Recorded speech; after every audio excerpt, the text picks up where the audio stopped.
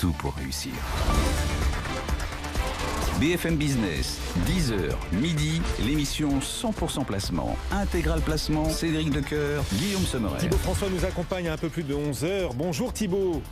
Depuis Fastea Capital, on est ravis de vous retrouver. Le CAC 40 est en forme en plus pour saluer votre arrivée. On gagne 1,5%. Ceci dit, ne vous vexez pas Thibaut, on gagnait plus de terrain tout à l'heure. On gagnait 2%. On est en train de limiter nos gains un petit peu sur le CAC 40 là. Ouais, je sais pas comment je dois le prendre, effectivement. Donc le marché est plutôt pas mal orienté. C'est bien 1,5 de hausse. En plus avec des volumes quand même, 750 millions d'euros d'échangés sur le CAC 40, c'est plutôt pas mal. On garde quand même, des signaux quand même ultra contradictoires sur les différents indices et puis sur le marché en général. Ce qui est plutôt perturbant. D'un côté, on a la Banque de France qui est plus optimiste, qui voit une reprise qui va plus vite que prévu. Les indicateurs macroéconomiques ces derniers temps qui sont plutôt bons. Alors c'est plutôt normal parce qu'on est sorti du confinement et donc ça s'améliore nettement. Et puis à côté de ça, on a un reconfinement dans certaines zones, donc que ça soit aux États-Unis ou en Espagne, et certains événements qui devraient arriver dans les prochaines semaines. C'est vrai qu'on s'attend pas à une rentrée sociale qui soit particulièrement facile en France. On s'attend à des élections américaines qui vont être plutôt perturbantes par le marché. Donc c'est vrai que c'est compliqué d'avoir de la visibilité sur le marché, d'avoir en tout cas une forte visibilité sur le marché. Donc c'est aussi pour ça que l'or marche plutôt bien ces dernières semaines. On est autour de 1780 $ l'once d'or actuellement et la tendance est toujours positive. Donc difficile de faire ses emplettes. Alors aujourd'hui on est plutôt sur un marché avec un petit peu d'optimisme, donc tant mieux, profitons-en. Mais c'est vrai qu'on a du mal à se projeter et être pleinement optimiste sur les différents indices, en tout cas avec une vision à 3-4 mois. Donc aujourd'hui on est plutôt attentiste et on n'est pas sur des prises de risque démesurées sur l'ensemble des indices.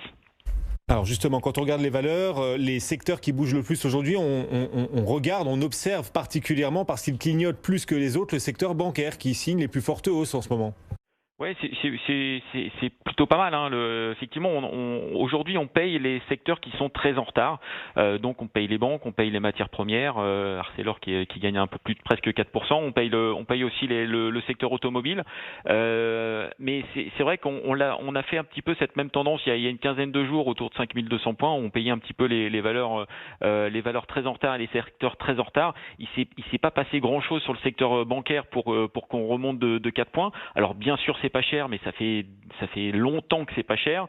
La valorisation est extrêmement faible, mais il y a pas grand chose à se mettre sous la dent, à part peut-être des flux qui reviennent un petit peu sur une thématique value. Les fonds américains, notamment la semaine dernière, ont eu de la décollecte, sauf sur une thématique small cap et sur une thématique value. Donc ça peut aussi être dû à ces flux qui arrivent sur une thématique un peu plus value, donc qui payent un petit peu les valeurs bancaires, qui payent un petit peu aussi les valeurs matières premières. Mais c'est vrai que sinon, fondamentalement parlant, on n'a pas grand-chose à se mettre sous la dent ce matin sur le secteur bancaire. C'est vrai. Alors la semaine sera peut-être un peu longue d'ailleurs parce que grosso modo, d'un point de vue macro, en tout cas, on n'aura pas non plus grand-chose. En tout cas, les statistiques, les indicateurs prévus ne sont pas des indicateurs majeurs a priori cette semaine. À suivre également une autre valeur peut-être plus marquante aujourd'hui, c'est GTT. Oui, tout à fait. C'est vrai que ce que vous dites à l'instant, c'est tout à fait vrai. Aujourd'hui, on est sur une petite semaine d'attente d'un point de vue macro et d'un point de vue micro. On va avoir toutes les publications d'entreprises qui vont sortir à partir de la semaine prochaine. Et effectivement, GTT fait un petit peu l'actualité de ces dernières semaines.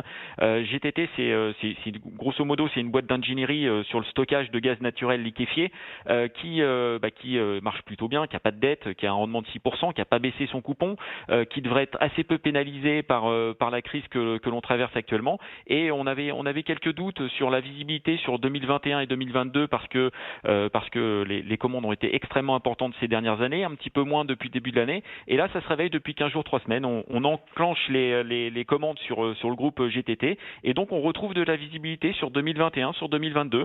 Donc avec des marges extrêmement importantes sur le dossier GTT. En plus, c'est un dossier green par excellence. Donc c'est un dossier qui sera privilégié dans les